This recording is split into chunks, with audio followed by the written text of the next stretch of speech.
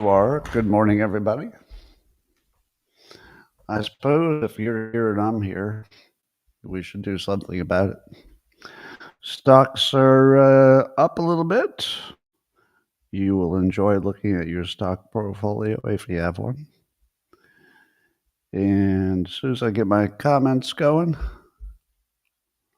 we're going to have quite the show. Oh, yeah, it'll be epic. Good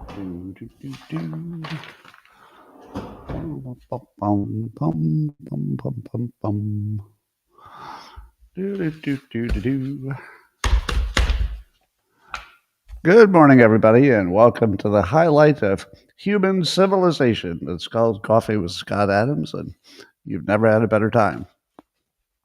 But if you'd like to take your experience up to levels that nobody can understand with their tiny, shiny human brains, all you need is a cup or a mug or a glass of Tiger Chelsea, stein, a canteen, jug, or flask, a vessel of any kind. Fill it with your favorite liquid. I like coffee. And join me now for the unparalleled pleasure of the dopamine hit of the day, the thing that makes everything better. It's called the simultaneous sip, and darn it, it's going to happen right now. Go.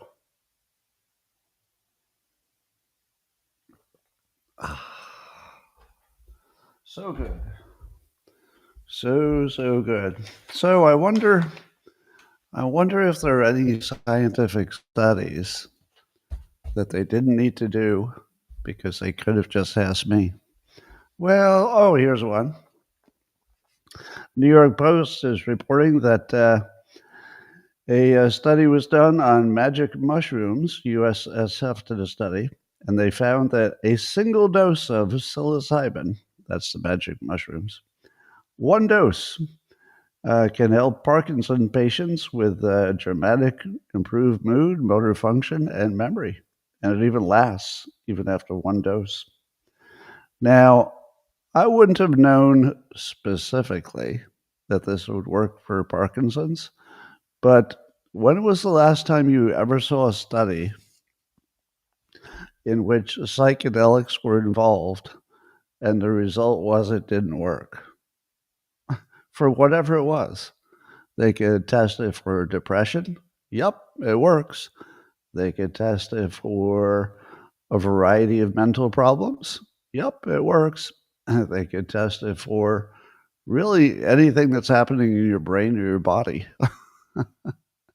If you have what would you call it? Not a drug exactly, but if you have something you can take that works every single time you test it, it doesn't even matter what you're testing it on, and there's basically no downside whatsoever. I would have guessed accurately that it would have been good for Parkinson's patients without any knowledge whatsoever. I would have just said, well, does it work for everything else you test it for? All right. Probably it'll work for the next thing too. All right, here's one. This one's so dumb, it's just funny. There's a Norwegian University of Science and Technology, and they found out that the children who have increased physical activity have a lower risk of developing symptoms of depression. Is that how many times are they going to do that study? Well, let's do it in Norway. All right, let's study 13 to 15-year-olds. Okay, how about 15 to 17-year-olds? It's all the same. Physical activity is good for your brain, just like psilocybin. You could have just asked Scott. All right, here's one. I would have gotten this one right too. It turns out that if you compare, and the University of Basque Country did this. I don't know who they are, but they did a study and they found that children who learn to write, actually physically write with their hand, uh, they develop better reading and writing, well, better reading skills, I guess. Now, would you have known that? I would have known that because how many times have I taught you that your entire body is your brain? When I studied for tests, back when I was a student. One of my tricks was to get as many of my senses involved. So if I were trying to memorize something, I would definitely write it down. And then I would draw a picture of it. And then I would hum it. And then maybe I would chant it. Like I'd say, and the West was settled in the year, blah, blah, blah, blah, blah. And if I could have smelled it or heard it or gotten any other senses involved, I would have done it. Now, you can't really smell history or math, but the idea is the more parts of your body that get involved, the more learning, because your entire body is part of your memory system. It is. If you can get something into your head through all 5 of your senses, it'll stay there.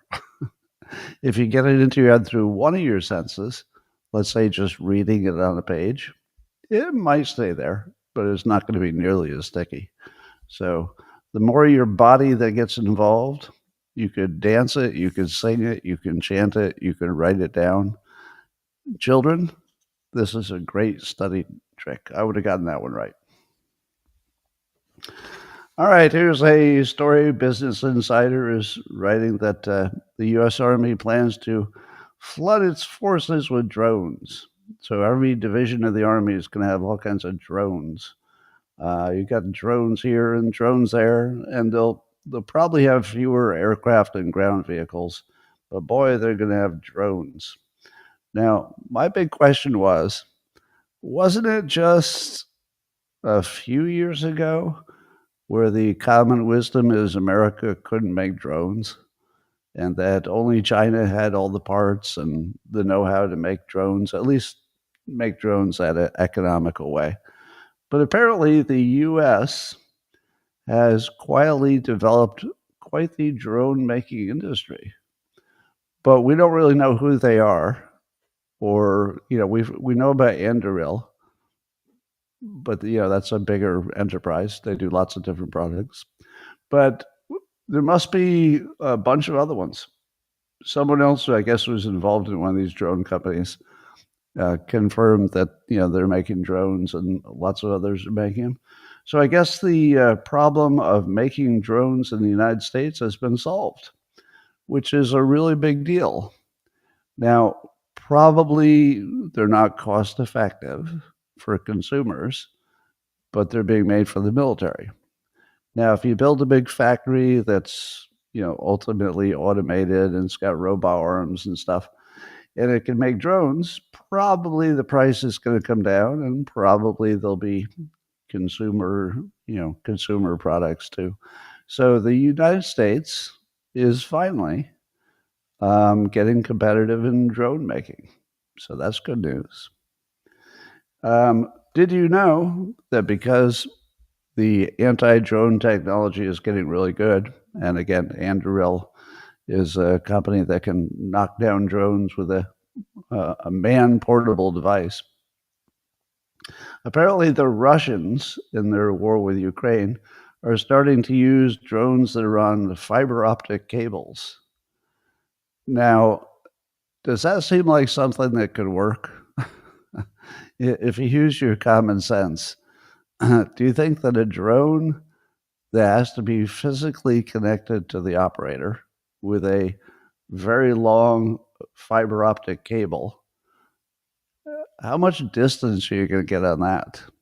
Well, it turns out I asked that same question of somebody who knows a lot about drones.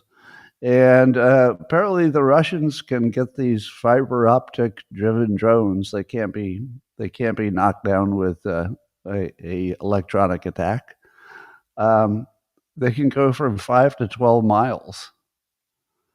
Does that even seem possible to you? That this little fiber optic cable could stretch for 5 to 12 miles, and then they could just rewind it and use it again? Anti-tank missiles are wired, somebody's saying. So I had no idea that you could get that kind of distance. But they don't have too many of them because it's very hard to make the spools and the cable that's strong enough and you know, so the war of anti-drone versus drone, anti-drone, anti-drone is in full blast. But apparently, these fiber optic cable drones are a thing, and they would operate with visual commands. So the operator would just be seeing through the drone. So there's no satellite connection, and the electronic counter means would be useless against them. I'm sure that'll change fast too. Well, there's a big revolution in AI that if you don't follow AI, you wouldn't know. But the problem with AI, maybe it wasn't a problem, maybe it was the right thing for the right time, was we've all been watching AI develop, but it wasn't really connected to any of your real work. It could write some code, but it was still up to you to take that code and figure out how to make your computer recognize it and use it. So, in other words, there was almost like a wall between what the AI could do and what your other apps would do. But that's coming down quickly, I think, because the AI is more capable. So, here's another example. The AI called Claude can now look at your files, according to TechCrunch. So it can look at your files, they can look at other files, they can activate your PayPal and your Zapier and your Atlassian, and it can do stuff like summarize tasks or automate your boring work. In other words, it can connect to the other stuff on your computer with permission and do stuff. So it can send stuff, activate stuff, use your other apps. And we saw that Visa, the Visa, payment company, was also talking about making Visa available to AI so AI could operate it. And we're seeing a lot of what you would call agentic apps. I heard that word yesterday. I decided I was going to use it. Agentic. So an agent would be like a little fake AI personality where you can just tell it what to do. So that's the next level. Instead of simply knowing what to do and being able to write prompts and make you do something, you'll just have a person and you'll say, hey, could you look through my files and find that thing? And then write up a little summary about that thing and then send an email out to these 4 people. And it would just do it and maybe check with you, but it could just do it. So if you look at all the AIs now becoming at least capable of connecting to your other apps, this is where we give up all control. I got to tell you that I'm having mixed emotions about it. One of my emotions is, are you kidding? I could automate my entire operation? Because there's a whole bunch of things that I do that are just purely, idiot work. I just have to do it over and over again, that I would love to be able to tell an AI to just go do, such as publishing my Dilbert comic every day. It knows where the comic is. It's always in the same folder, and it knows what it has to look like and where it needs to be published. I should be able to just tell Claude to go publish it and not even tell it. You could just do it automatically every morning, looking through my files. So I'm very tempted, but on the other hand, I can't even imagine allowing AI access to any of my financials. So I would probably want to keep up some kind of a wall. So I might say, for example, all right, you could have access to my PayPal, but not my bank account. You could have access to my credit card that has a low limit, but not my one that has a high limit. So I feel like I wouldn't totally trust it, nor should you. Well, according to Lutnick, I guess he made a claim on CNBC that Apple was only waiting for some robotic arms to be able to make iPhones in America because, the labor costs are different. But do you believe that? Do you believe that Tim Cook of Apple The only thing that's preventing them from building a um, significant iPhone manufacturing capability in the United States is that they don't yet have robotic arms. And you know what my first question about that would be? Uh, who makes the robotic arms? Would it be China? Is it possible that we're waiting for China to deliver the robotic arms so he can make his stuff not in China? I don't know if that's the case, but who else makes robotic arms? If they were made in the United States, I don't know. Are we at capacity? We can't spare a few robotic arms for Apple. It seems like it seems like if they were made domestically, he would already be building the factory in anticipation of, if it takes a year, they can make a few robotic arms for the factory. So it might be China. So that part, I'm just guessing, speculating.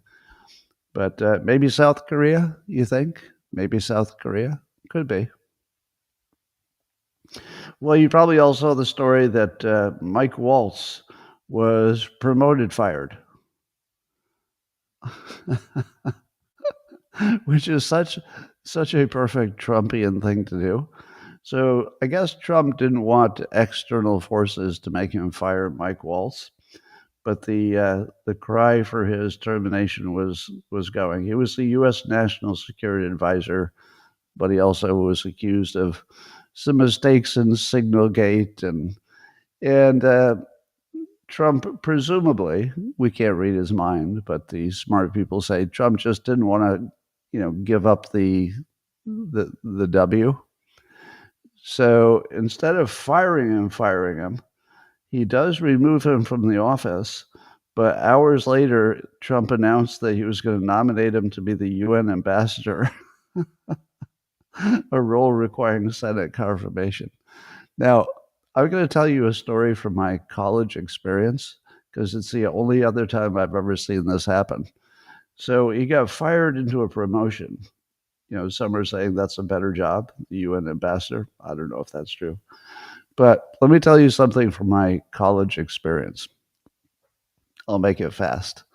Um, Before I was a trained hypnotist and before I had, learned persuasion, I still thought I was kind of persuasive, but only in sort of an arguing way, sort of a good debater. I didn't really have the skills that I developed over a lifetime. But even in college, I knew I was more persuasive than the average person. So one of the side jobs I had in college was I had volunteered to be the finance guy because I was an economics major, the finance guy for the only business that operated, student business that operated on campus. We had something called the coffee house, which is where we served beer and peanuts, and we'd have live entertainment. It was sort of the only place on campus you could go and sit down and buy a beverage and stuff like that. Now, this place had never made money, so somehow it was a monopoly on campus, and it was usually full, and somehow it didn't make money. So as the finance guy, and they'd never had a finance guy, I went in and implemented some accounting and some accountability and negotiated with some vendors and made it profitable. So the first thing that happened was I went full Doge on it before Doge was the thing, and it worked because it just needed a little tweaking, and then the college didn't have to supplement it, which it had been. So if you do something that works and people see it and it's visible, you get all this credibility. So because the other people on the committee, it was all student run, there were no outside people, just students running the thing. If you make something work, you become more credible. Now, one of the things I did was one of my good friends wanted a job as a bartender, and I recommended him. And because I was, a member of the working committee that ran the place, my recommendation carried some weight. Now, unfortunately, he was very bad at his job. He's a very capable person, but not everybody can do every kind of job. So he was just sort of not good as a bartender. Would come in late after basketball practice, and he'd be too tired, and he just wasn't up for it. So one day, the people who ran the coffee house, we had a meeting, and there were two major things on the agenda. Number one was we needed to elect a leader for our own committee, the people who ran the coffee house. We had lost our leader, so we needed a new leader. The other thing that was on the agenda was the proposition of firing my friend, the bartender. So I decided that I wanted to see if I could get my friend fired as a bartender, but hired as all of our bosses. Now, do you think I pulled that off? Do you think I pulled off getting my friend fired for being a bad bartender and simultaneously hired to be the person who would be all of our bosses? So we would fire him and make him our boss at the same time. So I actually said, the skills that are required to be a bartender are very different from the skills to be a leader. And people looked at me and they said, well, okay, I suppose that's true. And I went on, and by the time I was done, we fired my friend, the bartender, and made him our leader. But when I say leader, I might mean puppet, because he was my friend. And if I had anything that I really needed to get done, I would just bring it up with him, and he would bring it up with the committee, and we would get it done. So none of it was evil. He was actually a very good leader. He turned out to be great. He did a good job as a leader. But it's the only other time I've seen somebody promote fired. And I got to tell you that was about the time I realized that my ability to persuade wasn't normal. Because I walked out of that thinking, did that really happen? Did I actually pull that off? And then later, that same friend and I and a third friend, we recommended to the administration of the college that the three of us should be in charge of our dormitory, and that we should get a salary, and each of us should get a private room. Now, if you know what a private dorm room is worth in a college where not many private rooms existed, you would know what kind of a reach that was. And we actually pulled that off.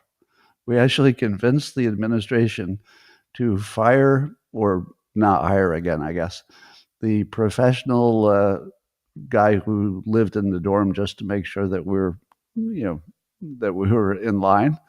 And we convinced the administration to put us in charge and to pay us a salary and to give us private rooms. And how did we do? Great. It became a model for the rest of the college because we ran the thing really well. So it turns out that I made a bunch of promises, but we actually delivered. We had lower expenses, and basically we were really successful.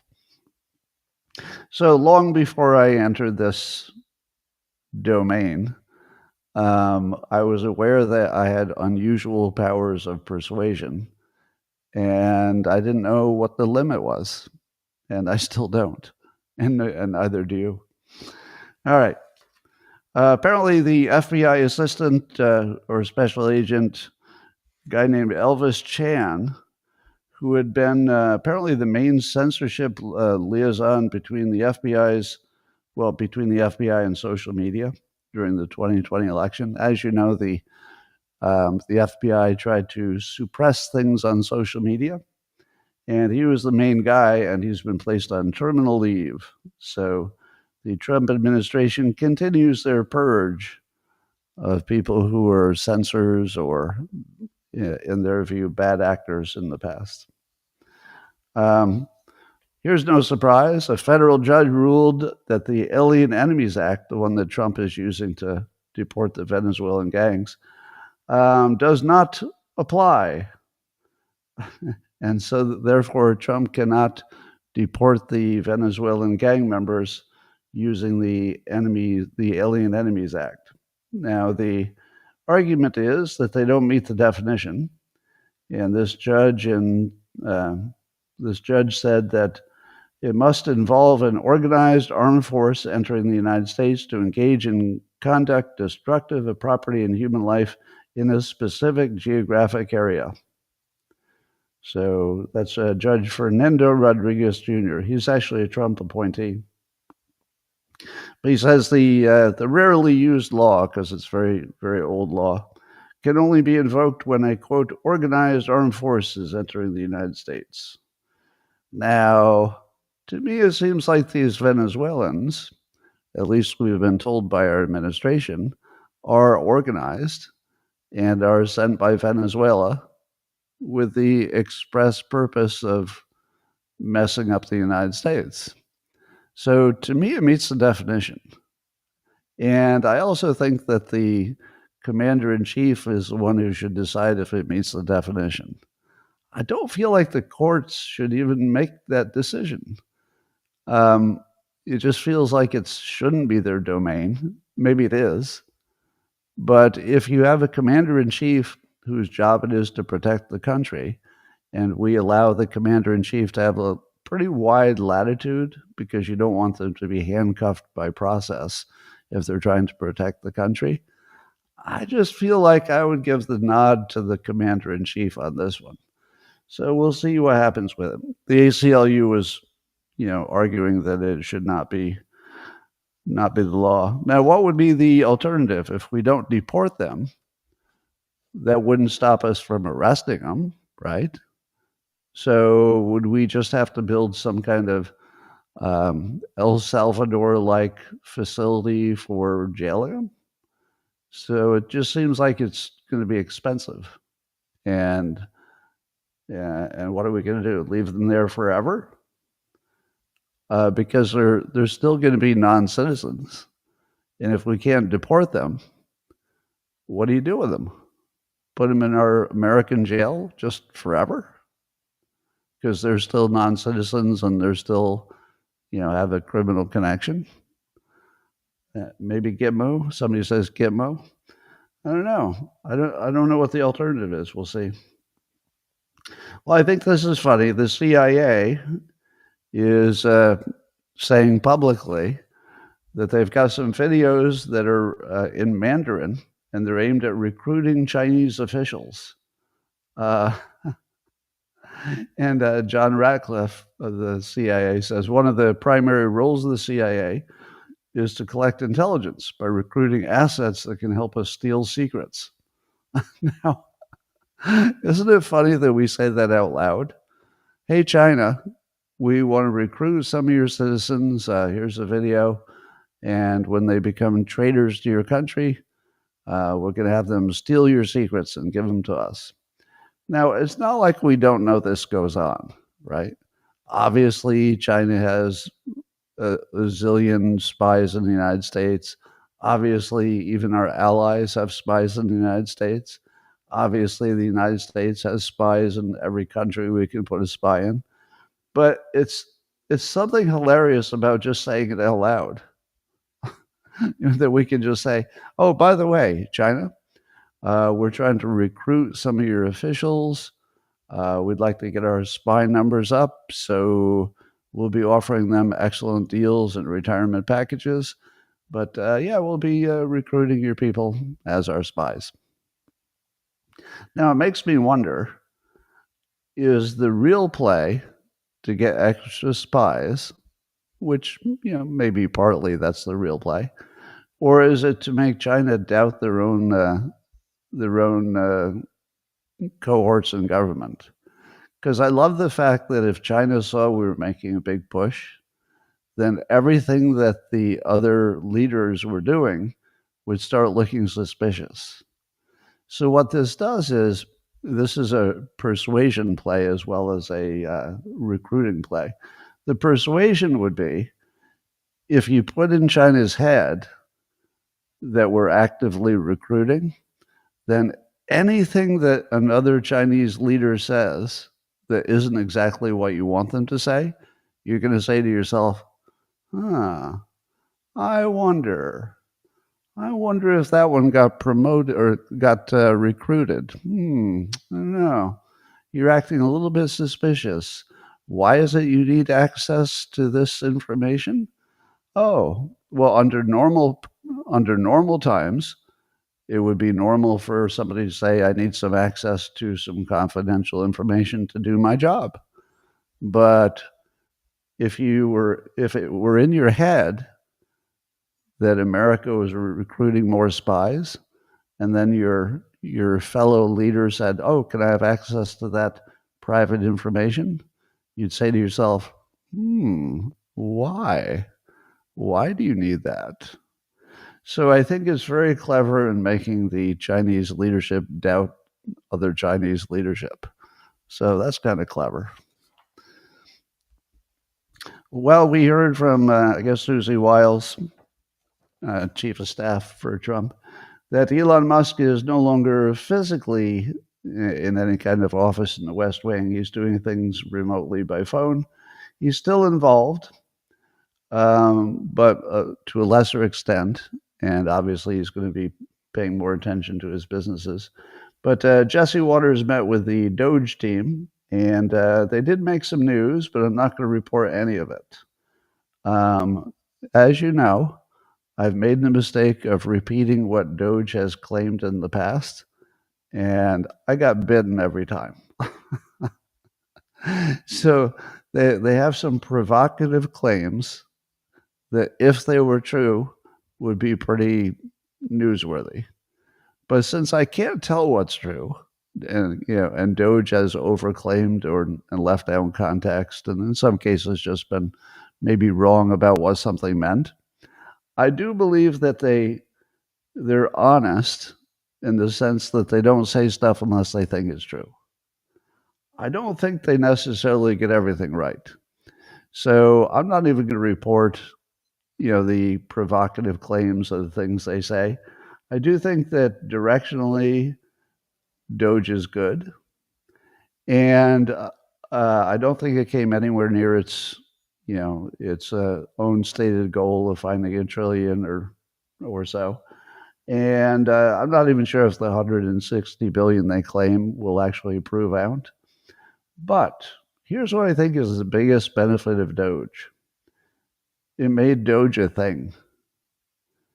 Now, when people in the States realize that they need to get their budgets under control, they use the word. They say, we need a Doge. And what they mean is it can't be the usual people in government. It probably needs to be some kind of independent people brought in who can audit things and maybe improve things technically. So if I were going to evaluate Doge on meeting let's say their own goals, I would say doesn't look like they did. But if I were to evaluate them on their long-term impact on the country, it might be one of the best things that's ever happened. Meaning that we now understand that the Doge is completely necessary and needs to be permanent. In other words, there just needs to be some smart people really paying attention so that all our money is not being stolen. So the idea of Doge looks like it's going to live on forever, and it's got a word. Once you've got a word associated with it, and so I think that they're honest. I think they're well-meaning. I think directionally it's all correct. And it might take longer to get the kind of benefits that they wanted from it, but it's all good. I just don't believe any specific claims, so I'm not even going to repeat them. Well, meanwhile, Tulsi Gabbard, according to Just the News, she's closed an office she claimed acted as a, quote, slush fund for DEI. What was the name of that office? It was the Intelligence Community Human Capital Office. So she shut the whole thing down, and it will save taxpayers $150 million. And she said it was a slush fund for DEI. Now, on one hand, there's so many reports of a DEI thing being made illegal, a DEI thing being threatened, a DEI thing being closed down. I'm not sure I believe any of it because it looks like they're just trying to go dormant until another Democrat gets in power. And then it will just go, bring, hey, surprise, it was always here. We just used a different name to call it by. So there will be a few situations like the Tulsi Gabbard one where they close the entire office. That might work. So that might be a case where they did, in fact, reduce some DEI.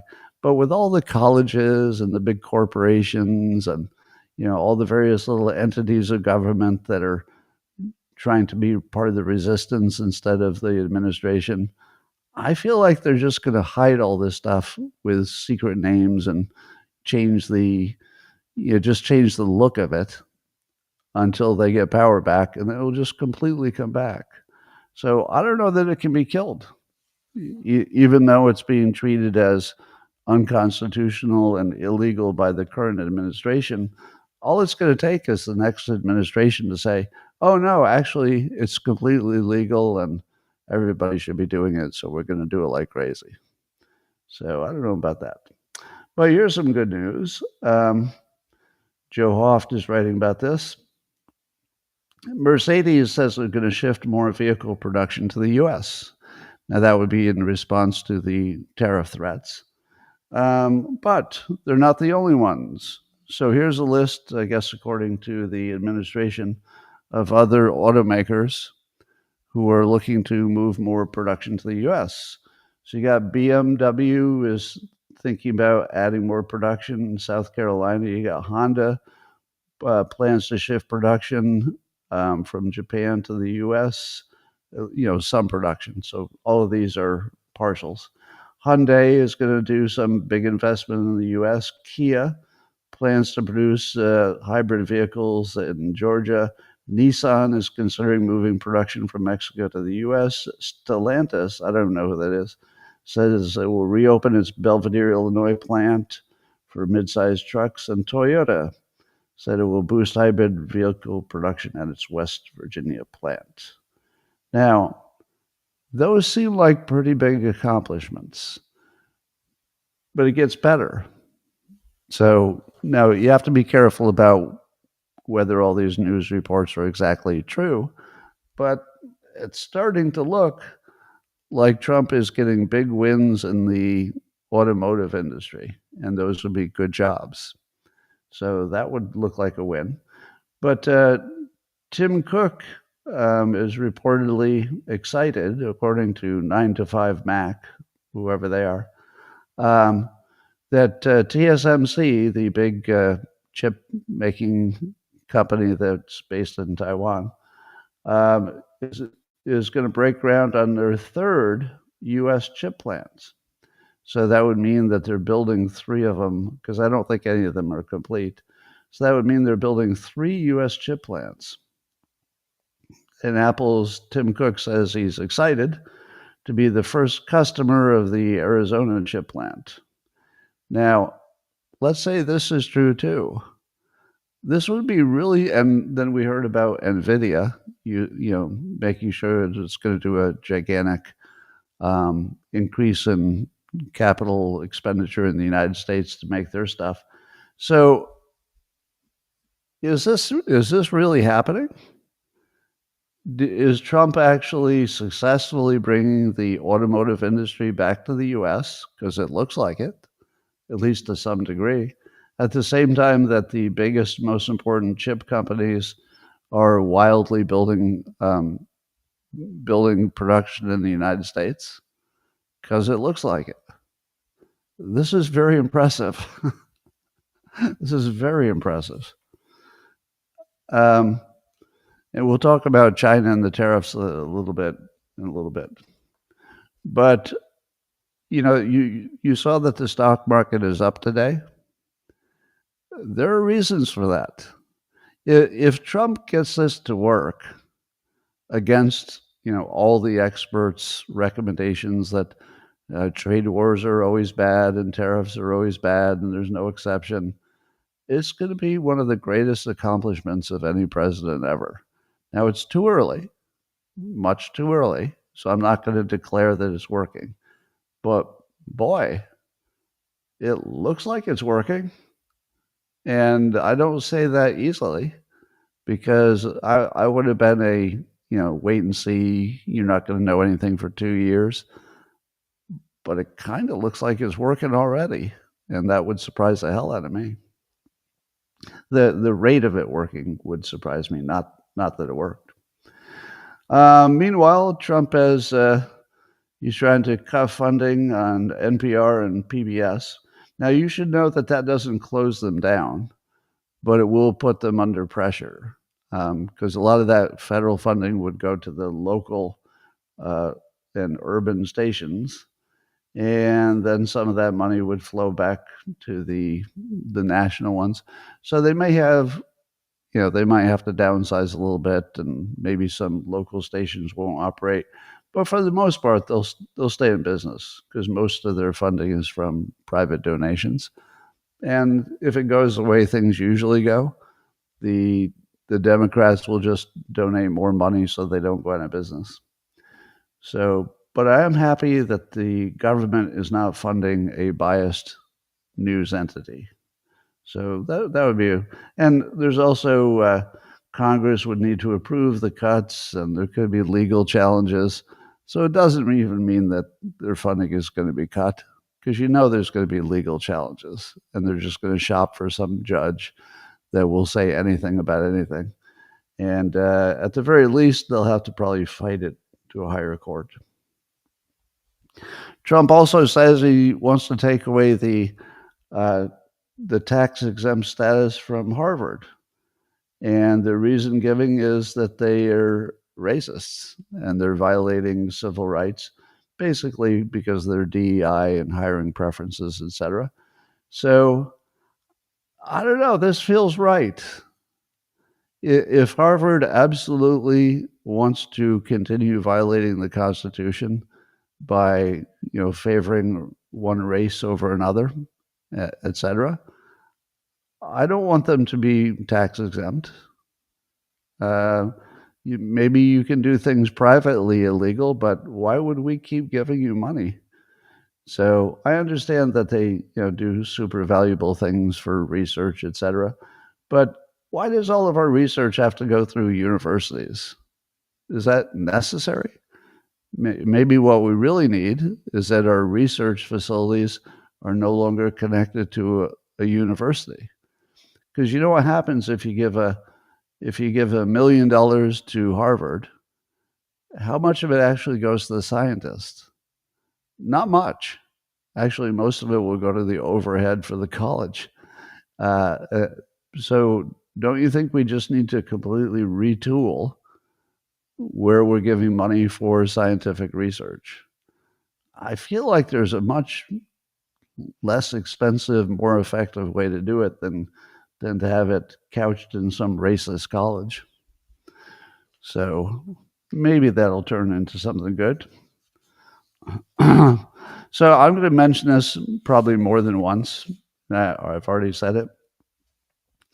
But I'm still laughing at Chuck Schumer doing a public event that was built entirely around pointing out how Trump's approval ratings have dropped.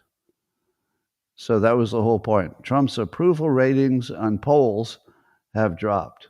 And then one of the reporters called out and mentioned that Schumer's own polls are even worse than Trump's. And Schumer says, well, polls come and go. So with one question, they got Schumer to completely debunk his own point that the polls were telling you something useful. As soon as it was about him, he's like, well, polls come and go.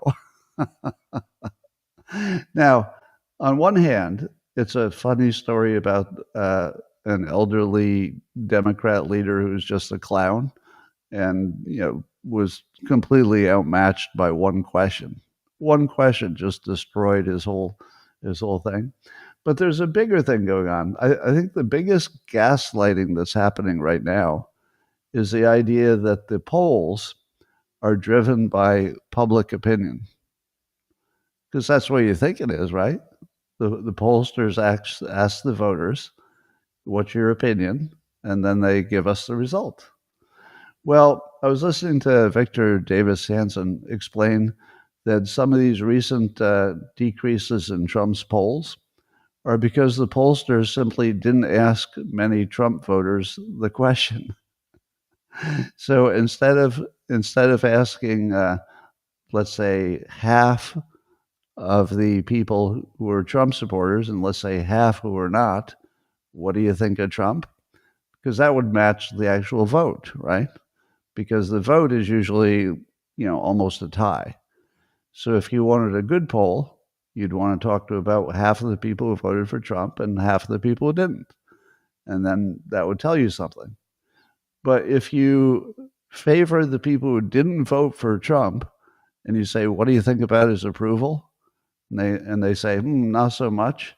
You haven't really measured the public. What you've done is you have a fake poll, which is done for completely political reasons to move the public. But beyond that, where does the public get its information? It gets its information from the fake news for the most part. It's not like people are doing their own deep dive and doing their own investigation. They're doing what the media tells. They're basically just parroting the media. Have you seen the people on the street when they do the street interviews? And somebody will say, what do you think about Trump? And they'll say, well, too much chaos. And he should use a scalpel and Doge should use a scalpel instead of a chainsaw.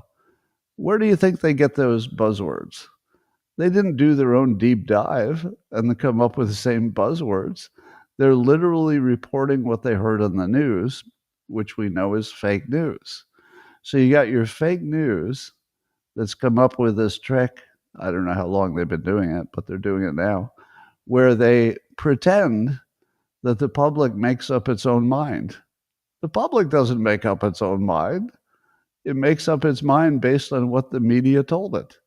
So if the media has collectively decided to say chaos a million times and scalpel a million times, what do you think the voters that they talk to are going to say?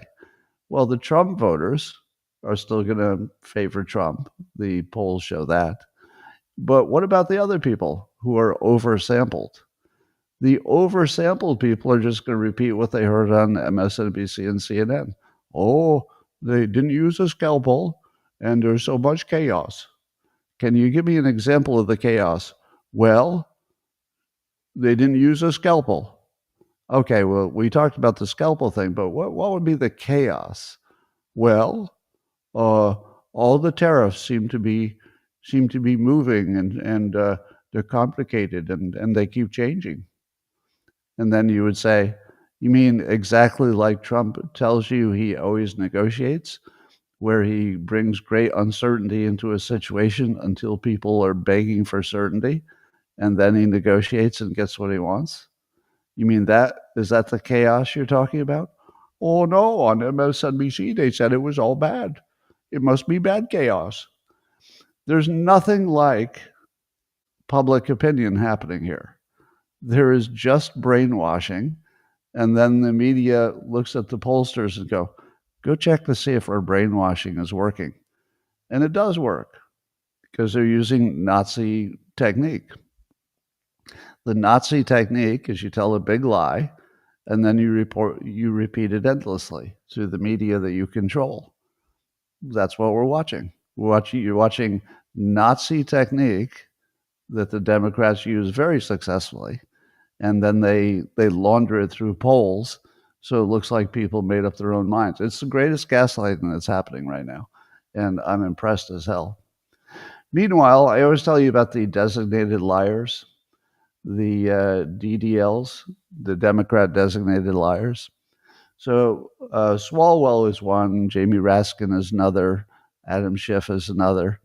There's a certain set of Democrats who will tell the big lie that is sort of part of the Nazi propaganda that regular Democrats won't do. So your normal Democrats will just sort of stay out of the news. But the ones who want to be in the news, they will tell any lie. So they're the ones saying, Trump wants to cut your Social Security. There's literally no evidence of that. And there's plenty of evidence that he says, absolutely not, I won't do that. But the designated liars will say it, and people will believe it. It's part of the Nazi propaganda that they use. Well, here's one that Eric Swalwell is trying to push. So, despite all of the election denial stuff that's happened over 2020, Swalwell was on some kind of podcast with some leftist, and it was there was an allegation brought up that enemies of the U.S. stole U.S. data, and that somehow Elon Musk's Starlink was involved. Now, what evidence is there that Starlink was involved in any of the election stuff? And certainly, what evidence was involved that if they were involved, I don't even think they were involved in any elections. They're not part of the election system, as far as I know. And what evidence would there be that they somehow participated in helping Russia get election data? I mean, it's just a ridiculous accusation. So what does Swalwell say? He goes, Elon Musk has done nothing in the last 5 months to make me think that we shouldn't ask questions about what the hell he was doing in 2024. In other words, Swalwell, one of the Democrat designated liars, wants you to believe that the 2024 election might have been rigged by Elon Musk. Meaning technically rigged, not just that he participated and that he funded stuff and, he was effective in the campaign. They don't like that.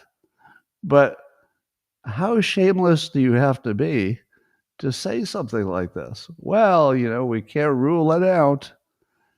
They certainly ruled it out in 2020. So are we to believe that the election systems are that vulnerable? If we are to believe that they're that vulnerable, then wouldn't they also have been vulnerable in 2020? Or did they only become vulnerable when Trump won? Just insane lies coming out of the designated liars.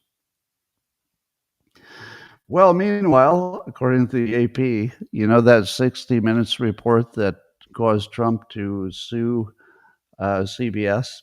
It's the one where Kamala Harris was being interviewed, and there was at least one edit that allegedly made her answer look more coherent than it really was. And that's part of what Trump is suing over. And apparently that report, that segment of 60 Minutes, is nominated for an Emmy Award. It's nominated for an Emmy Award. Now, that is just the classic Democrat thing. Because remember the Russia collusion hoax? It won Pulitzer Prizes for some of the writers.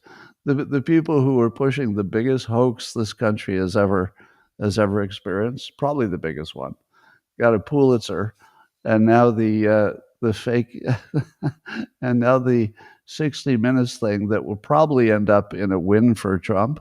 So Trump will probably get a big paycheck out of that. They nominated for an Emmy Award. That's funny. Well, Tom Homan says that they've already rescued 5,000 children out of the 300,000 migrant children who went missing or were trafficked, they claim, under the Biden administration. So I don't think it's disputed that 300 children came through, and we don't know what happened to them.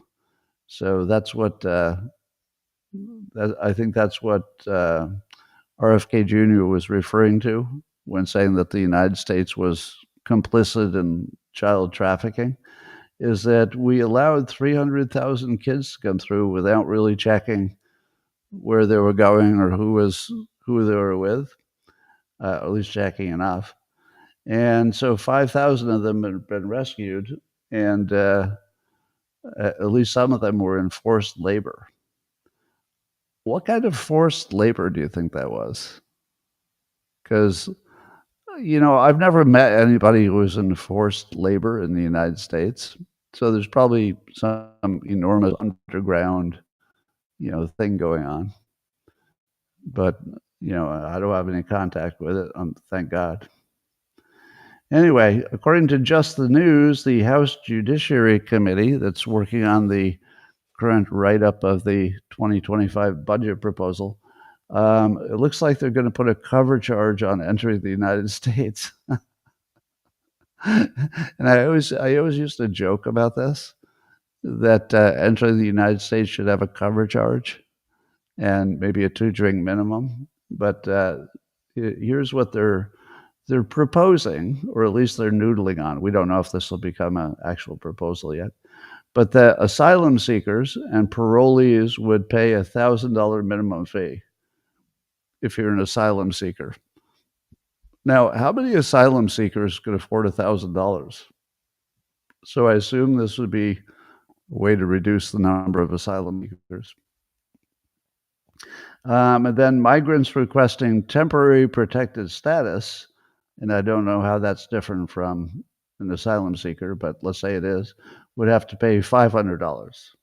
Sponsors of unaccompanied migrant children would be charged $3,500. Now, I assume that would also include us vetting them to make sure that the children don't get trafficked. And then many work permit applications would also have a $550 fee. So I like the general idea of charging people to come into the country. I don't know if these are specifically the best ideas.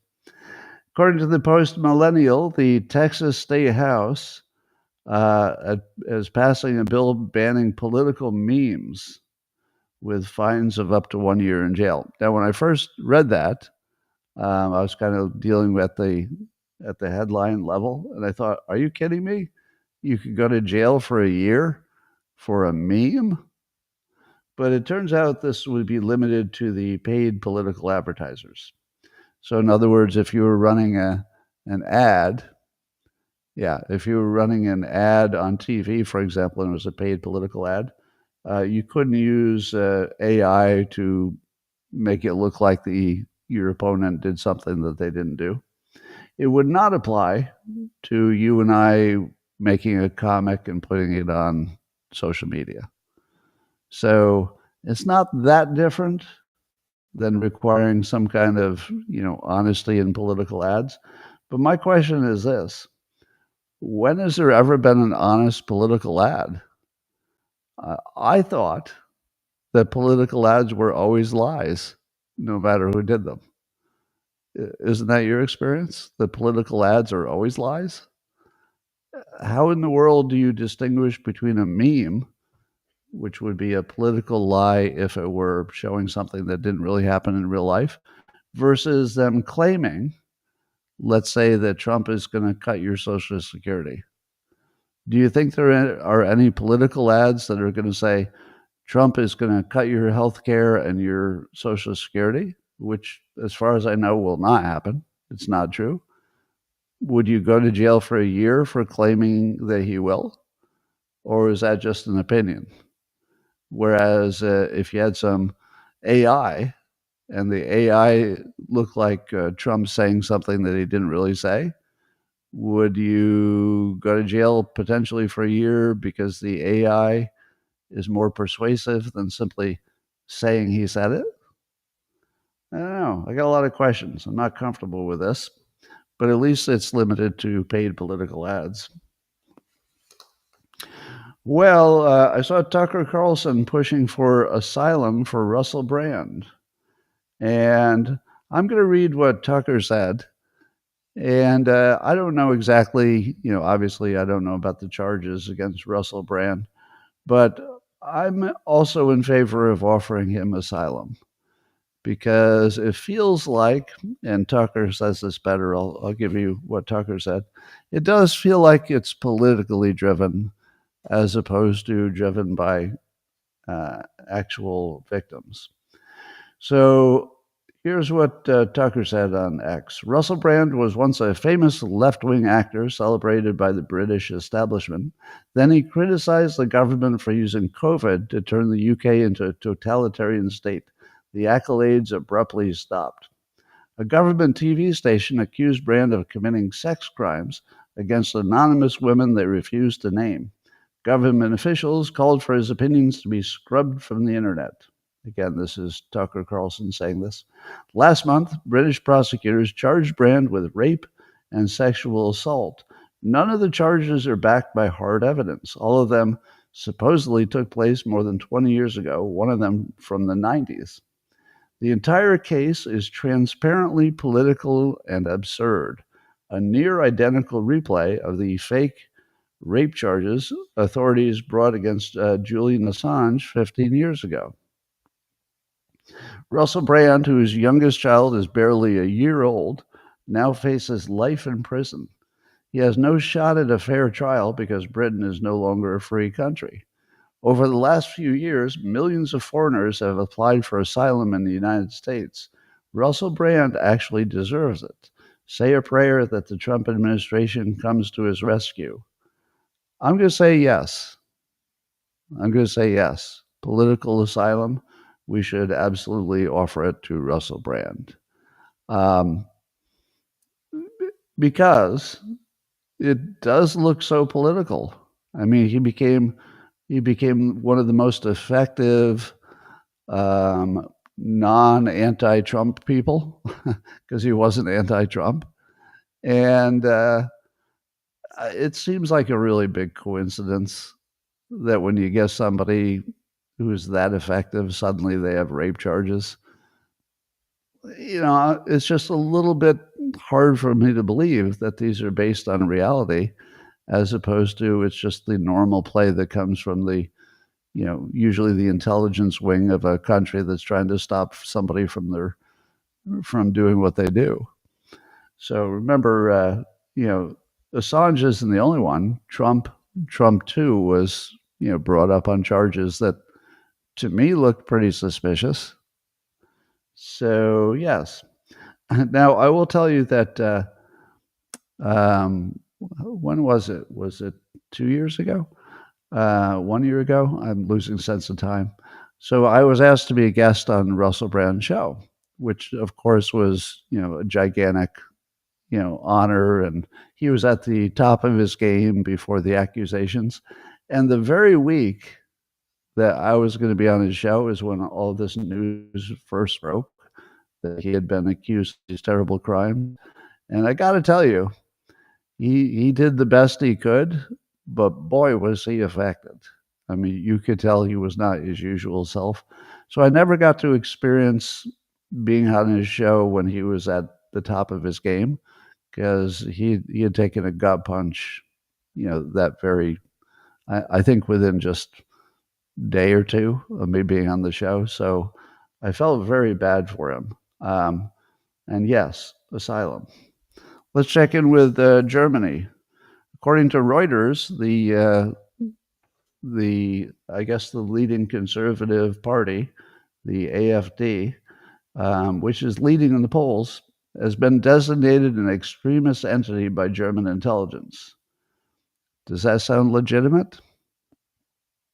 Do you think that just as this political party is picking up popularity to the point where it could, you know, potentially get into power, it's not there yet, is this a coincidence that German intelligence has designated them an extremist entity? And do you think the facts will support that? Now, I'm not saying there are no extremists in the party, because every party has some extremists, but that looks a little suspicious to me. So that's what Germany's up to. Let's check in with Israel. According to the Times of Israel, Netanyahu was asked about the goal of, you know, getting the hostages back from Hamas, and Netanyahu had this very honest answer. He said it's a very important goal, meaning getting the hostages back. But then he continued, But the war has a supreme goal, and the supreme goal is victory over our enemies, and this we will achieve. So he's got an important goal, but also a supreme goal. Now, he is very honest about this, and there's something about transparency in this domain that, as horrible as the situation is, I do appreciate transparency. And so he's saying as clearly as possible, if the hostages get in the way of us destroying Hamas, we're going to destroy Hamas. And if you're a family member or friend of the hostages, that's the worst thing you could ever hear. But it is leadership, and it is very clear, and it probably is the smartest thing you could say, because Hamas is listening to. You can't give them too much power, and you can't let taking hostages work. So he's taking the hard road, and he's saying, we're not going to let hostages work. And if that means that the hostages don't come home, the supreme goal is to get rid of Hamas. So it's horrible, but it's transparent. And I'll tell you, transparency goes a long way to making the horrible not acceptable, but at least, barely tolerable. So there's that. And by the way, that's what I predicted would happen. That defeating Hamas would be ultimately the primary goal.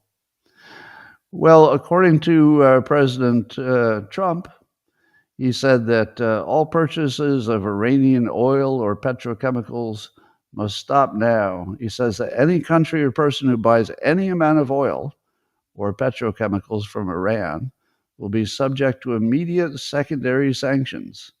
And so I said to myself, who buys oil from Iran? Who exactly is he threatening? So I went to Grok and said, who buys oil from Iran? Well, apparently 90% of it is China. So did he just threaten China with what would be kind of permanent secondary sanctions? Because it's 90% China. But there's also Syria, which I can't believe they buy much oil. Turkey, which could be a bigger deal, a NATO member. UAE, Bangladesh, Oman, and Venezuela. Can you believe that Venezuela, which is an oil exporting country, or should have been, has to buy oil from Iran? Boy, that is a failed country right there. And then allegedly some European countries might try to buy some oil from Iran, but that's harder to verify. So I don't know. Is this a play against China, or does it really make a difference to Iran? I don't know. Well, according to the New York Post, the Russian Security Council Deputy Chairman Dmitry Medvedev, who is very well connected, so he's a Putin guy. He talked about the mineral deal that the U.S. signed with Ukraine, and he doesn't like it at all. And here's what he says, and he certainly chooses his words in an interesting way. So Medvedev said on Thursday that the mineral rights deal with Ukraine, he praised it sarcastically, praising the U.S. leader for making a deal with a nation that will soon disappear. What? Will soon disappear? So this is Putin's right-hand person who says that Ukraine will soon disappear? That really doesn't sound like somebody who wants a peace deal in which Ukraine thrives and they just keep the stuff they've already taken. Doesn't that feel like he's revealing a little bit more than he was supposed to reveal? I mean, if you say that the nation will soon disappear, aren't you kind of saying that Putin's plan is to take the rest of Ukraine? And if that is the plan, why is he mad about the mineral deal unless the mineral deal is a good strategy.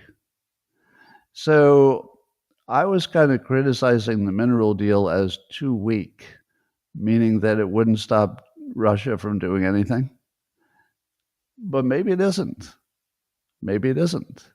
Because if the right hand person of Putin, somebody that close to Putin, feels that he needs to criticize the deal, that means the deal has some importance. And it means that Russia is saying, oh, crap, this is going to make it harder for us to disappear Ukraine. So I'm going to tentatively revise my opinion about the mineral deal. Now, we don't know if it'll translate into actual, money and mining, and we don't know if it'll actually economically work yet. But politically, it looks like it's already working, because if Russia hates it, that feels like it's on target. If Russia didn't care one way or the other, then I would have said, well, see, it was irrelevant. But apparently it is relevant. So if it bothers Russia, maybe it's right on point. Well, according to Newsmax, there are riots in China over the tariffs, causing them to close factories and people not getting paychecks and people laid off. And so there are riots and mass protests spreading across China. Now, as I've told you before, every time I see a story about China's economy, whether it's these factory closing and riots happening, I eventually learned that it was hyperbole and that China is surviving just fine. So I don't know if this is real yet. Goldman Sachs estimates that as many as 16 million jobs could be lost in China. Again, is that enough to make them change path? Is 16 million jobs, in the context of China having an iron fist, does that make a difference? We'll see. But China does seem to have been easing up on its rhetoric at the same time that allegedly they're getting all this economic pressure. So apparently China is, quote, evaluating an offer from Washington. This is from Reuters. So they say that Beijing is evaluating an offer from Washington to hold talks over the tariffs. And China's Commerce Ministry said on Friday, although it warned the United States not to engage in, quote, extortion and coercion, and that at the same time, China was kind of quietly exempting a bunch of U.S. imports from tariffs. So quietly, they're taking some of the tariff pressure off on the important stuff like pharma, et cetera. And in terms of their rhetoric, all they're really asking is that we stop saying aggressive things about them. And Trump is. I think Trump is doing his usual thing where he starts out, you're bad, you're little rocket man. And then as soon as things start going in more of a, well, we could be friends direction, then he stops that rhetoric and now you're his best friend. So what I would expect is that Trump's rhetoric will very quickly, assuming that China stays cool, and so far the suggestion is that they're going to stay cool because they need a deal too, right? They need to get past this. If they stay cool, I think Trump is going to change all the way from, his really bad rhetoric about China, and it's suddenly going to go to President Xi is very smart. He knows that he can make a better deal. It's good for China. He sure knows how to run a country, and that's when there will be a deal. So this stuff that the Trump critics call chaos. How many times do you have to see the chaos work before you understand that he tells you in advance that being unpredictable is his technique? And then you watch it, and you can label it chaos all day long if you want, but it works, and it looks like it's working again. So we'll see.